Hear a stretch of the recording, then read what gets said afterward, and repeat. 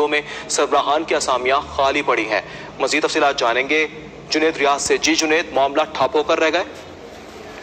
School education department Punjab की नहली के बाइस पंजाब भर में 3,360 स्कूल सरबराहान की असामियां खाली हैं, जिसकी वजह से स्कूलों में इंतजामी मामला जो है वो ठप होकर रह गए हैं।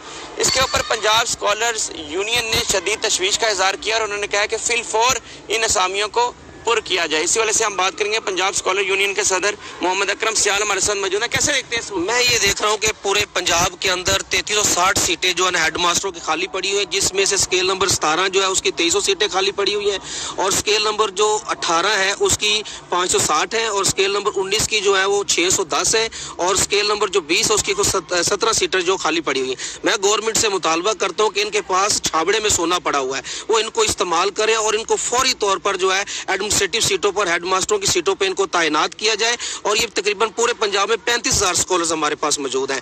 इस लिहाज से ये फौरी तौर पर अगर एक्शन नहीं लेंगे तो इंतजामी मामला बहुत ज्यादा बिगड़ रहे हैं और ये वाकई में कहता हूँ इनकी नाअहली है। ये फौरी तौर पर जो है हेड मास्टरों को, एमफिल स्कॉलर्स को तैनात करें ताकि किसी किस्म का इंतजामी या तलीमी हर्ज ना हो।